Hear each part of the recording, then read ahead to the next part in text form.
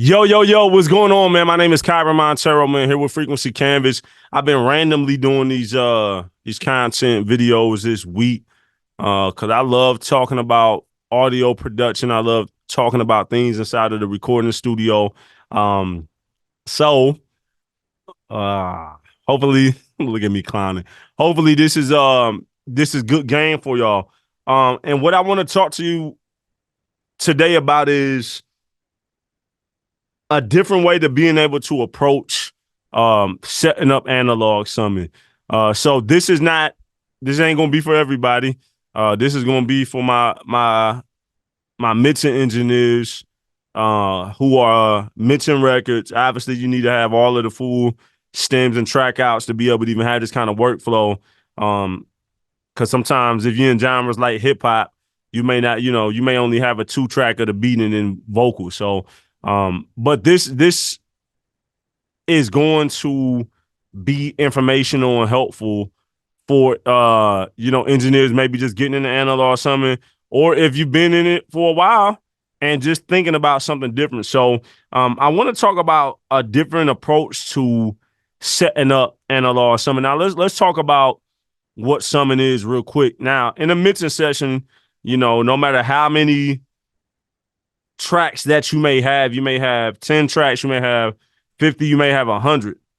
All of these tracks, you take all of these individual tracks and they have to be summed together to be able to a main output of a console, of an interface, whatever, inside of a DAW, a digital audio workstation, to be summed together to have a playable format for the world to be able to listen to.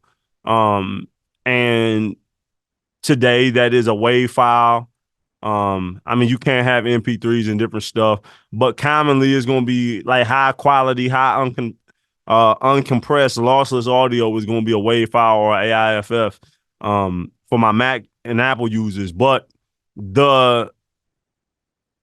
the way that is done, we call that summon. That would be considered digital summon when you're doing that inside of your DAW. Some people say that analog summon has a better sound to it. So really it's hybrid summon. But in the old days, what would happen is before computers and all of that, it would be on tape, right? So you would have a console, let's say a 24-track console. You will have a 24-track tape machine, hooked to the console, maybe 2-inch tape or whatever. And then, the engineers will mix the records.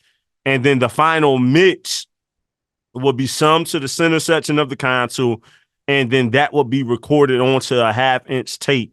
And then that 1/2-inch tape is what will be sent to mastering, and then used for distribution and manufacturing to the world. So when computers have come in, some people have said that, yes, the workflow and efficiency of computers is better, but sonically, the analog summon and the sound of analog summon is more desirable and more superior in certain ways. Some people say that with analog summon, it has more space, it has more depth, it has more width. You have more analog definition and details, more character, more of a defined stereo image. Also more headroom. These are things that anybody with experience is going to commonly say. Now some people disagree. I do use analog summon here in the studio. I have a small SSL console that has the capability of summon 12 channels. Most of the time, I'm only using 10 channels, which is more than enough for me, especially within the genres of hip hop. It works great. So what I'm going to do is I'm going to share my screen, and I want to show you guys a different approach to how to set up analog summon, all right?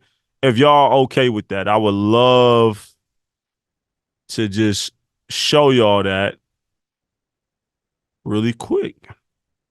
I'm not going to be playing sound. We're just going to be going to the screen. So here I am inside the Studio One. And you can see that this is a mixing session. All of my drums are in red. I have 808s, the 808, the bass in orange, and then I have all of the melodies and stuff in green. And then the vocals right here. There's only 2 vocal tracks on this track. This is a hip hop track. And then you can see the vocals are all right here. Um, so right here, I have I don't know. I don't know how many stems, but probably less than 30 right here. It's not much. It's not a big count. And then you can see right here in the console, I have my buses and stuff set up. So let's go to full console view. So you can see that all of my drums and bass are all right here. Right. And they're all getting summed to this drum bus. Right here. And traditionally, what would happen is that I would take the output of this, send it out to the console, whatever output that would be, and then that's where my drum bus would go. And then I would go down here to the instrument bus, and I would take the output of that and send that to this. And then I would take my vocal bus, and then I would take the output of that, and I would do that. And that's all fine. But inside of Studio One, we have a plugin that I can set up as a hardware insert called Pipeline, and that's right here. And for multiple reasons, I thought I was like, you know what? If I use Pipeline to sum out, like control my inputs and outputs, then it would be easier, because the whole idea of analog summing, rather you have 10, 12 tracks of analog summing or you have 16, 32, you're taking this. What I'm doing is I'm taking sections of the mix and I'm grouping them together. So prime example, my drums and my bass, that's all a group, and I'm grouping those out and making that into a stereo track on the console. Then I'm taking all of my instruments, my melodies and stuff, that's a stereo track. And my vocals is a track. And then my background vocals could be a track. And then all of my effects like reverbs, delay, and parallel processing, that could be a track. And so it creates this definition and separation. So typically I would just take the buses, send all of those out, and then come back in as a 2-track return, because that's the idea. I want to send multiple channels out to the console, out to a summer mixer, and then come back in 2 channels in a stereo situation. That's the idea of summing, taking multiple tracks, taking multiple groups, and summing them down to a stereo output, and a stereo input for playback. That's the concept.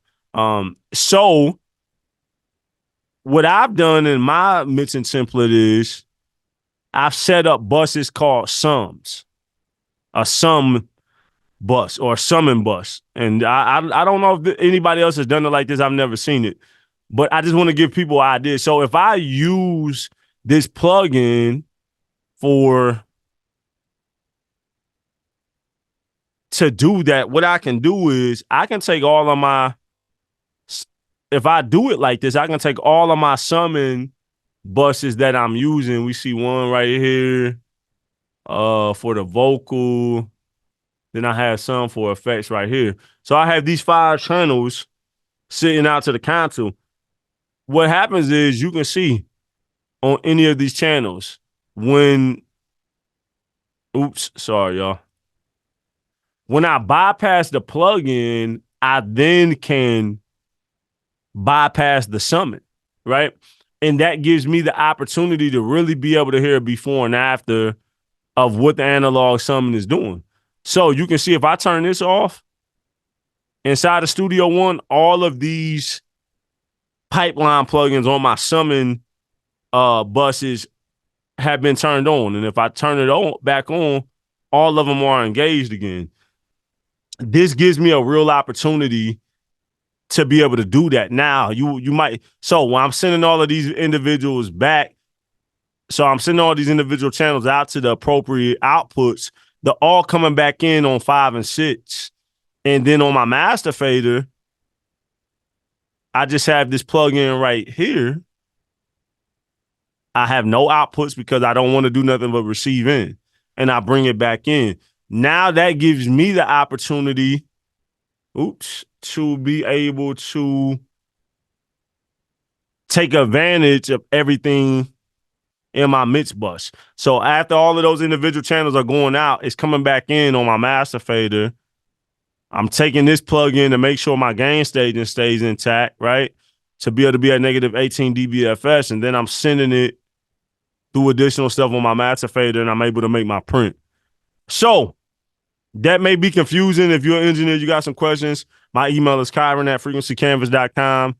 Reach out, you know what I'm saying? But it's just a quick video, but I just wanted to challenge people to think about different things. If we're going to be doing things inside of a DAW, then the whole point is to take advantage of a digital workflow while still being able to take advantage of an analog tools in a hybrid setting. So I hope that was helpful. If you need high quality mixing and mastering, hit us up, Frequency Canvas LLC at frequencycanvas.com, office at frequencycanvas.com, 765-506-3380. You can reach me personally, Kyren at frequencycanvas.com. Go sound great, man. All right. Blessings to y'all.